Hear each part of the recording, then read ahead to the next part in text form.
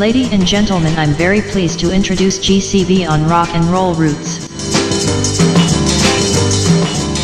Fin des années 50, début des années 60, le rock n'était pas forcément le bienvenu en France. Les musiciens de jazz le dédaignaient de haut, même si certains, moyennant finance, acceptaient anonymement de participer à quelques enregistrements. Anonymement, car il n'était pas question pour eux d'aller se compromettre avec cet intrus sans avenir qu'était le rock'n'roll. À cet effet, nous allons retrouver Patrick Darnay, témoin privilégié de cette époque où il passait le plus clair de son temps dans les studios de Vogue qui à l'époque se trouvaient 54 rue d'Hauteville à Paris. On retrouve Patrick Darnay.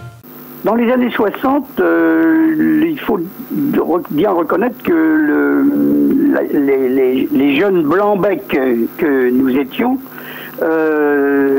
n'avaient pas une grosse cote au niveau des musiciens professionnels, qu'ils soient jazzman ou aussi des orchestres de danse, des orchestres de genre, des orchestres typiques, etc. Il n'y avait pas une grande entente, ils nous prenaient simplement pour des rigolos. Ça n'est pas un rock, mais c'est quand même Twist à Saint-Tropez. Et Twist à Saint-Tropez, c'est une composition, alors je ne parle pas du texte, mais je parle de la musique. C'est une association Martial Solal, Guy Lafitte. Et c'est quand même, à ce jour, la plus grosse vente des chats sauvages avec Rivers, en tout cas.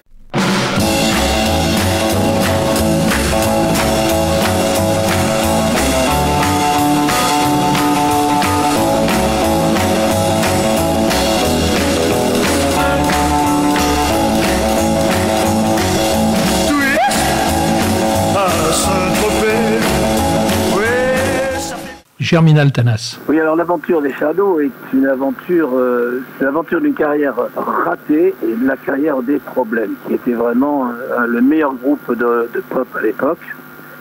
Avec Christian Fechner, on était fou de ce groupe qu'on avait rencontré au Goldsboro, et puis quand on rentre chez Vogue, en fait c'était en 65, on rentre comme aspirant directeur artistique.